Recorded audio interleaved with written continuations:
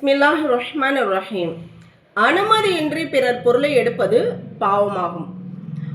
மனிதன் மக்களுக்கு மத்தியில் வாழ்விடங்களை தேர்வு செய்கிறான். மேலும் அவனுடைய பழக்கம் அடுத்தவர்களுடன் ஏற்படுகின்றது.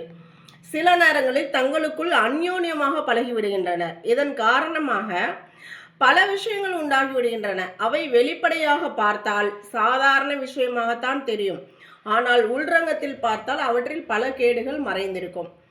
அவற்றில் ஒன்று குடும்ப வாழ்க்கை மற்றும் அந்யோன்யமாக பழகுதல் ஆகியவற்றில் பிறருடைய பொருட்களை சகஜமாக பயன்படுத்தி கொள்கின்றனர்.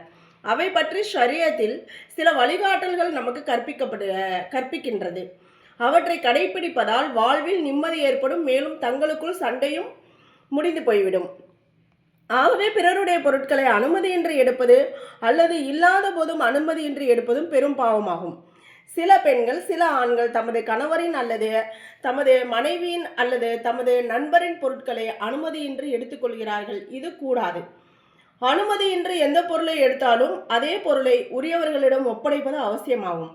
அப்படி அது செலவாகிவிட்டால் அல்லது வீணாகி போய்விட்டால் அதன் சட்டம் என்னவென்றால், அதே போன்ற பொருளை பஜாரில் கிடைக்கும் என்றிருந்தால் அதே போன்ற பொருளை வாங்கி கொடுப்பது வாஜிபாகும். உதாரணமாக பேனா, புக், மொபைல் முதலியவை. இந்த மாதிரியான எந்த பொருளோ நம்ம எடுத்துட்டோம், அதுக்கப்புறம் அது காணா போயிடுச்சு அப்படின்னா அதுக்கு பதிலாக நம்ம வாங்கி தரணும். அப்படி அதே போன்ற பொருள் முயற்சி செய்தும் கிடைக்கவில்லை என்றால் அதன் விலையை கொடுத்து விடுவது அவசியமாகும். இவ்வாறே சிலர் விளையாட்டுக்காக அடுத்தவரின் பொருட்களை மறைத்து வைத்து விடுகின்றனர் அல்லது எடுத்துக்கொள்கின்றனர். அதனால் அவருக்கு சிரமம் ஏற்படுகிறது. இப்படி செய்வது மிக கெட்ட பழக்கமாகும். எக்காரியங்களால் அடுத்தவர்களுக்கு சிரமம் ஏற்படுமோ அல்லது கவலை உண்டாகுமோ இப்படிப்பட்ட காரியங்களிலிருந்து இஸ்லாம் நம்மை தடுக்கின்றது. அது விளையாட்டுக்காக செய்யப்பட்டாலும் சரியே, எடுத்து ஒழிச்சு வச்சுக்கிறது, அதுக்கப்புறமா தேட விட்டு கொஞ்சம் நேரம் கழித்து கொடுக்கறது, இதெல்லாம் அறவே கூடாது. நபி ஸல்லல்லாஹு அலைஹி வஸல்லம் அவர்கள் அருளினார்கள், உங்களில் யாரும் தமது சகோதரரின் தடியை அல்லது பிரம்பை அனுமதியின்றி எடுக்க வேண்டாம். அது கிண்டலுக்காக இருப்பினும் சரி அல்லது திருப்பி கொடுக்கும் எண்ணத்தில் இருந்தாலும் சரி, அப்படி எடுத்திருந்தால் அதை அவசியம் அவரிடம் திருப்பி கொடுத்து விட வேண்டும். கருத்து என்னவென்றால், தடி, பிரம்பு போன்ற அற்ப பொருளை கூட அனுமதியின்றி எடுக்கக்கூடாது. கேலி கிண்டலுக்காக கூட இப்படிப்பட்ட செயல்களை செய்யக்கூடாது.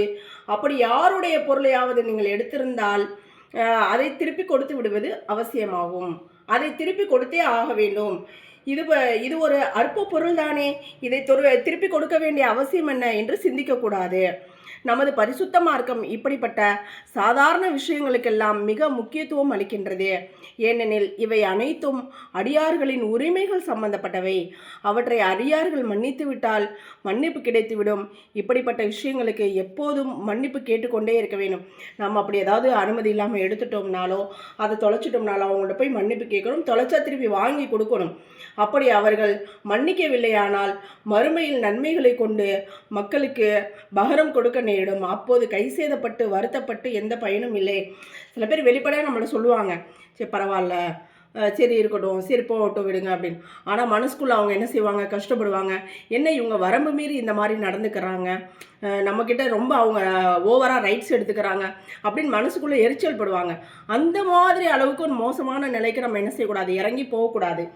நபி ஸல்லல்லாஹு அலைஹி வஸல்லம் அவர்கள் தமது சஹாபாக்களுக்கு இந்த விஷயங்களை பயிற்சி கொடுத்தார்கள். அதன் காரணமாக அப்பெருமக்களின் வாழ்க்கை பெரும் நிம்மதி மிக்கதாக இருந்தது. ஒரு தடவை சில சஹாபாக்கள் நபி ஸல்லல்லாஹு அலைஹி வஸல்லம் அவர்களின் சமூகத்தில் அமர்ந்திருந்தார்கள். அவர்களில் ஒருவர் எழுந்து சென்று விட்டார். மேலும் அவர் தமது சூவை மறந்து சென்று விட்டார். அங்கிருந்த யாரோ ஒருவர் கிண்டலுக்காக அந்த சூவை எடுத்து தமக்கு கீழே வைத்து கொண்டார். சிறிது நேரத்தில் அந்த சஹாபி வந்து தமது சூவை தேடினார், விசாரித்தார். அங்கிருந்தவர்கள் எங்களுக்கு தெரியாது என்று கூறினர். தற்செயலாக அந்த சஹாபியின் பார்வை ஒரு நபருக்கு கீழே சூவை வைக்கப்பட்டிருப்பதை கண்டது. பிறகு ஏதோ இருக்கிறது என்று கூறினார். இதை பார்த்த நபி அவர்கள், ஒரு முஃமினை சிரமப்படுத்தலாமா என வினவினார்கள். அதற்கு அந்த நபர், யா ரசூலுல்லாஹ், நான் விளையாட்டாகத்தான் இவ்வாறு செய்தேன் என்றார். ஆனால் அன்னலார் 2-3 தடவை அதே வார்த்தையை கூறினார்கள். அதாவது ஒரு முஃமினை சிரமப்படுத்தலாமா? இப்போ யாருடைய சிரமத்துக்கும் நம்ம ஆளாகக்கூடாது இன்ஷா அல்லாஹ்.